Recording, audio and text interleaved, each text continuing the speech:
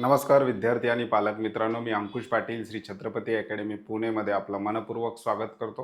महाराष्ट्र राज्यातील बहुतांश विद्यार्थी नीट UG 2026ची तयारी करत आहेत. नीटच्या बेसिसवर महाराष्ट्र राज्यामध्ये कोणकोणत्या कोर्सेसला ॲडमिशन होतात याविषयी डिटेल इन्फॉर्मेशन आपण आजच्या व्हिडिओमध्ये पाहणार आहोत. नेमके कोर्सेस कोणते आहेत, ॲडमिशन ऑथॉरिटी बॉडी कोणती आहे, त्याचबरोबर कशा प्रकारे ॲडमिशन कंडक्ट केले जातात याविषयी थोडीशी इन्फॉर्मेशन आपण आजच्या व्हिडिओमध्ये पाहणार आहोत.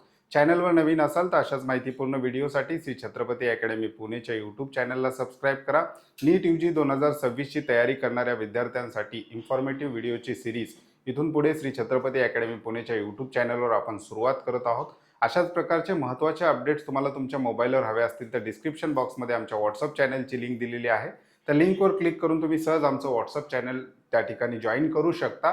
तिथे तुम्हाला वेगवेगळ्या प्रकारच्या अपडेट्स, वेगवेगळ्या प्रकारच्या कॉलेजच्या कट ऑफची सिरीज, या सगळ्या व्हिडिओची सिरीज तुम्हाला त्या ठिकाणी मिळणार आहे. आजच्या व्हिडिओचा विषय आहे list of course offered through NEET exam. म्हणजेच नीट एक्झाम दिल्यानंतर महाराष्ट्र राज्यामध्ये विद्यार्थी कोणकोणत्या कोर्सला ॲडमिशन घेऊ शकतो, असे कोणकोणते कोर्सेस आहेत ज्याचे ॲडमिशन पूर्णतः नीट परीक्षेच्या मार्क्सच्या बेसिसवर होतात आणि 2026मध्ये काही बदल झालेले आहेत का किंवा काही बदल होऊ शकतात का याविषयी सुद्धा डिटेल आपण आजच्या व्हिडिओमध्ये पाहणार आहोत. महाराष्ट्र राज्यातील एखादा विद्यार्थी नीटची तयारी करत असताना त्याला 3 प्रकारचे ऑथॉरिटीज ज्या आहेत त्या ऑथॉरिटीजच्या नियमांना विद्यार्थ्यांना त्या ठिकाणी पाळावं लागतं. 3 ऑथॉरिटीज नेमक्या कोणत्या आहेत?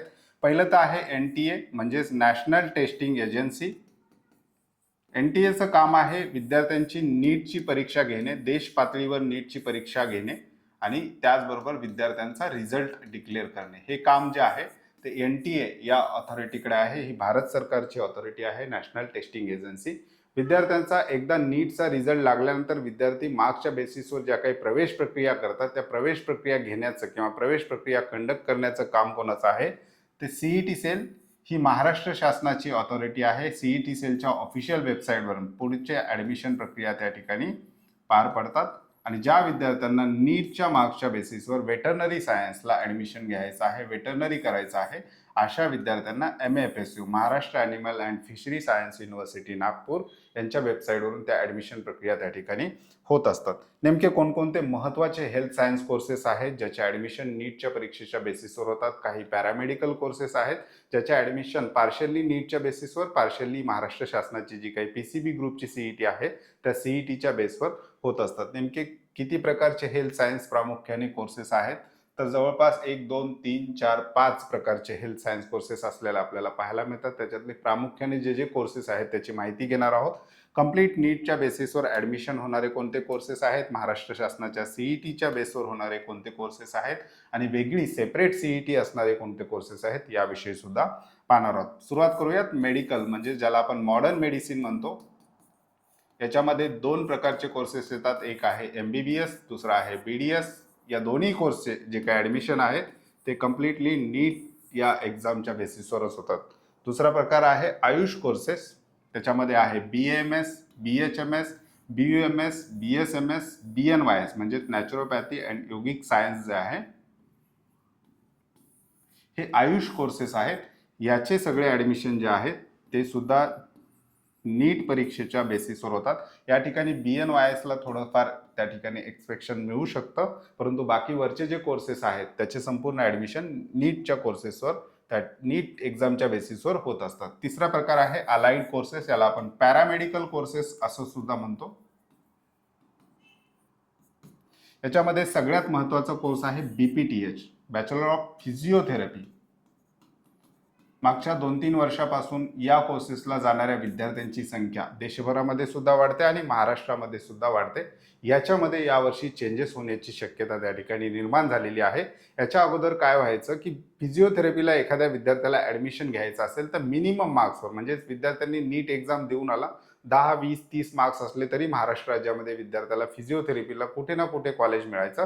परंतु आता या ठिकाणी थोडेफार चेंजेस फिजिओथेरपीमध्ये होताना आपल्याला पाहायला मिळू शकतं, कारण फिजिओथेरपीला यावर्षीपासून कदाचित इलिजिबिलिटी क्रायटेरिया जो आहे नीट पास असणं विद्यार्थ्यांनी गरजेचं असण्याचा क्रायटेरिया लागू शकतो. येणाऱ्या काळामध्ये त्या संदर्भातले जे काही अपडेट्स येतील ते आपण आपल्या यूट्यूब चॅनल मार्फत विद्यार्थ्यांपर्यंत पोहोचवणार आहोत. चॅनल सबस्क्राईब करून ठेवा. त्याच्यानंतर पुढचा अलाइड कोर्सेस आहे BOTH, ज्याला आपण ऑक्युपेशनल थेरपी म्हणतो. तिसरा आहे BASLP audiology and speech pathology, आणि चौथा आहे B.P.O प्रो आणि ऑर्थोंटिक्स. हे जे काही कोर्सेस आहेत अलाइडमध्ये पॅरामेडिकल कोर्सेस आपण म्हणतो. सध्याच्या घडीला या कोर्सेसला ज्या विद्यार्थ्याला ॲडमिशन घ्यायचं आहे पॅरामेडिकल कोर्सेसला, त्याला नीटचा इलिजिबिलिटी क्रायटेरिया लागू नाही. म्हणजेच विद्यार्थ्यांनी जस्ट नीटची परीक्षा दिली आणि त्याच्या विद्यार्थ्याला 10 मार्क्स आले, 15 मार्क्स आले, 20 मार्क्स आले, या मार्क्सला सुद्धा या पॅरामेडिकल कोर्सेसला महाराष्ट्र राज्यामध्ये ॲडमिशन सध्याच्या घडीला होतात. BPTHला कदाचित या वर्षीपासून एलिजिबिलिटी क्रायटेरिया लागू होण्याची शक्यता आहे. तशा प्रकारच्या बातम्या सुद्धा येतात. पुढचा महत्त्वाचा कोर्स आहे वेटरनरी सायन्स, ज्याला आपण BVSC म्हणतो. ज्या विद्यार्थ्यांना वेटरनरी सायन्समध्ये इंटरेस्ट आहे, याची संपूर्ण ॲडमिशन प्रक्रिया जी आहे MFSU नागपूरच्या वेबसाईटवरून होत असते. कंप्लीट नीटच्या बेसिसवर याचे सुद्धा ॲडमिशन होत असतात. म्हणजेच भारत देशातले ॲडमिशन असतील किंवा महाराष्ट्र राज्यातले ॲडमिशन असतील, ज्या विद्यार्थ्याला वेटरनरी करायचं आहे, चांगला स्कोर त्या ठिकाणी पाहिजे असतो. महाराष्ट्र राज्यामध्ये संपूर्ण गव्हर्नमेंट कॉलेजेस वेटरनरीचे आहेत, तर याचे सुद्धा संपूर्ण ॲडमिशन नीटच्या बेसिसवर होतात. आता दुसरे काही कोर्सेस आहेत ज्याला आपण थोडंसं विद्यार्थ्यांनी नीट प्लस CET कंबाईन किंवा फक्त CET किंवा फक्त नीट अशाही बेसिसवर ॲडमिशन होतं. त्यामध्ये कोणकोणते कोर्सेस येतात? फार्मसी आणि PharmD. याच्यासाठी महाराष्ट्र शासनाची PCB ग्रुपची जी काही CET आहे, याचे फॉर्म भरणं सध्या चालू आहे. ॲप्लिकेशन फॉर्म सुरू झालेले आहेत. ही दिली तरी सफिशियंट आहे, किंवा एखादा विद्यार्थी नीटच्या बेसिसवर सुद्धा फार्मसी किंवा PharmDला ॲडमिशन घेऊ शकतो. तिसरा आणखी एक कोर्स याच्यामध्ये आहे नर्सिंग, BSc नर्सिंग. 2023 पर्यंत BSc नर्सिंगचे जे काही ॲडमिशन होते महाराष्ट्र राज्यातले, ते नीट परीक्षेच्या बेसिसवरच होत होते. परंतु महाराष्ट्र शासनाने 2023 पासून BSc नर्सिंगसाठी एक स्वतंत्र CET त्या ठिकाणी घेण्याचं ठरवलेलं आहे. त्याचे सुद्धा ॲप्लिकेशन फॉर्म CETच्या वेबसाईटवर आता सुरू आहेत. ज्या विद्यार्थ्यांना BSc नर्सिंग करायचं आहे, अशा विद्यार्थ्यांनी महाराष्ट्र राज्यापुरतं जर आपण बघितलं तर त्या विद्यार्थ्याला स्वतंत्र CET BSc नर्सिंगची त्या ठिकाणी द्यावी लागते. नीटच्या एक्झामच्या बेसिसवर 2023 पासून CETचे ॲडमिशन बंद झालेले आहेत. नर्सिंगसाठी स्वतंत्र CET त्या ठिकाणी महाराष्ट्र शासन कंडक्ट करत असते. सेंट्रल लेवलला मात्र ऑल इंडिया कोट्यामध्ये जे काही नर्सिंगचे ॲडमिशन आहेत, महत्त्वाच्या कॉलेजेस आहेत, त्या ठिकाणी मात्र नीटच्या बेसिसवरच त्या ठिकाणी BSc नर्सिंगचे ॲडमिशन होतात. परंतु स्टेटमध्ये BSc नर्सिंगसाठी स्वतंत्र CET त्या ठिकाणी आलेले आहेत. हे काही वेगवेगळे कोर्सेस आहेत. आता येणाऱ्या व्हिडिओमध्ये आपण MBBS, BDS, BAMS, BHMS, BUMS हे संपूर्ण जे काही कोर्सेस आहेत याविषयी स्वतंत्र व्हिडिओ सुद्धा बनवणार आहोत. त्याचं ड्युरेशन कशा प्रकारे आहे, त्याचं सिलेबस कशा प्रकारे असणार आहे, त्याच्या ॲडमिशन प्रक्रिया नेमक्या कशा प्रकारे होणार आहेत, याविषयी डिटेल इन्फॉर्मेशन पाहणार आहोत. अशाच प्रकारचे अपडेट देण्यासाठी आमचा स्वतंत्र मोबाईल ॲप सुद्धा आहे. ॲपची लिंक सुद्धा डिस्क्रिप्शन बॉक्समध्ये देण्यात आलेली आहे. ज्या विद्यार्थ्यांना श्री छत्रपती अकॅडमी पुणेच्या पेड काउन्सिलिंग सर्व्हिसमध्ये सहभागी व्हायचा आहे, अशा विद्यार्थ्यांसाठी डिस्क्रिप्शन बॉक्समध्ये आमचे कॉन्टॅक्ट नंबर, त्याचबरोबर आमचा ॲड्रेस दिलेला आहे.